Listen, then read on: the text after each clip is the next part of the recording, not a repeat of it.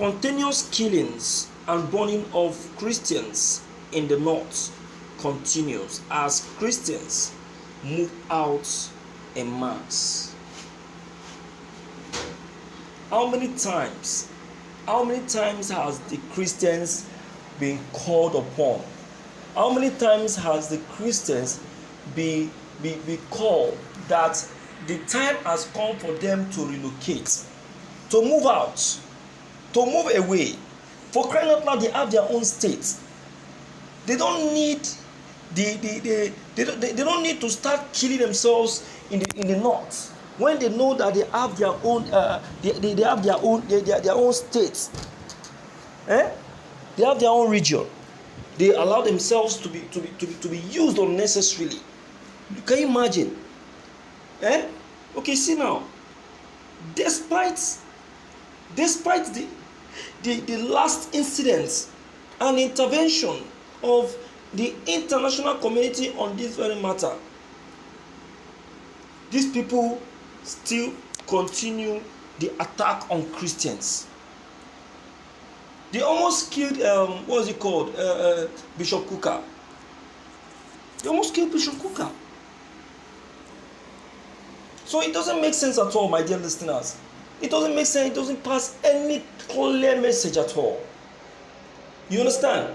So it's an error to the finish, a complete error. So, my dear listeners, let's quickly check the content. This is evening news. Earlier this month in Sokoto State, a 200-level student of Shehu Shagari College of Education, Sokoto, Deborah Samuel, was openly stoned and subsequently burned to death in the school premises for alleged blasphemy against Prophet Muhammad.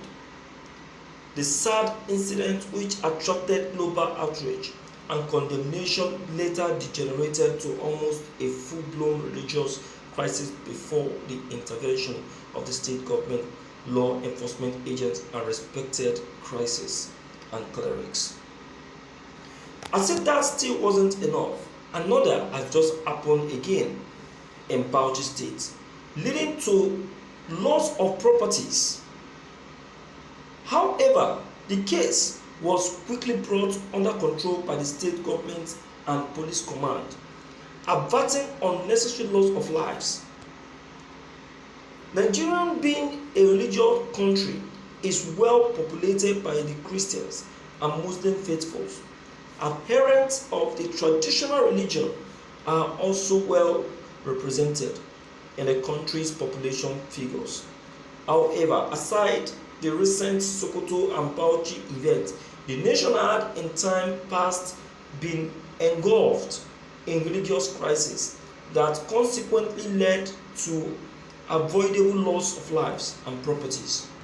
Speaking in an exclusive interview with newskling.ng.com, correspondent clerics from the two dominant religions condemned the unwarranted stoning and lynching of Deborah Samuel in Sokoto State. They explained that both religions categorically preach love and peaceful coexistence between neighbors irrespective of their religious standing.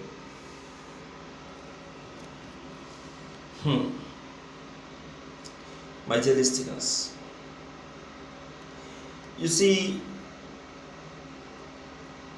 if we continue like this, we will see how quickened the division of Nigeria is going to be. If the Muslims continue like this, you will see how quickened the division of Nigeria will be. Islam never taught you to be violent. I know Islam. Islam never taught you to be violent. Islam teaches you peace and love. It teaches you how to love and care for your neighbor. It never taught you to be violent. You see, the people causing all of this shit are the illiterate in their midst. And this is why it has been very, very important to get those who are not educated in Islam educated. And this is what Mr. President would have used his office to do, at least to help his people, but he just neglected them. So these people, in return, have now said that they will frustrate his government till the end of his tenure. Unknown to them that by doing that, they are not actually doing it to Mr. President, but rather the people which Mr. President is ruling. Because all of Mr. President's children and family are not here in Nigeria. So who is suffering it now? Look at the Chibok girls that were kidnapped how many years ago? 6 years now. They are just releasing them.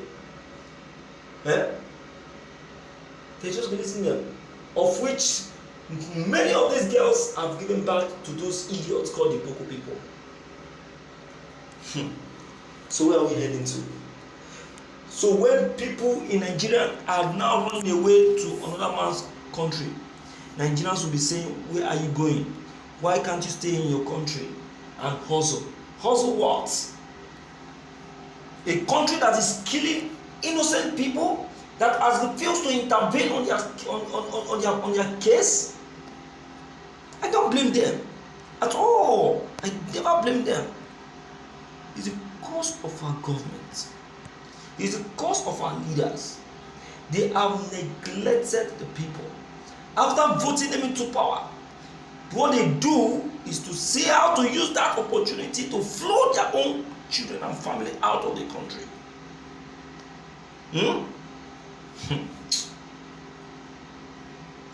Let me hear you speak, my dear listeners, at least to know what you think and what you take on this very broadcast.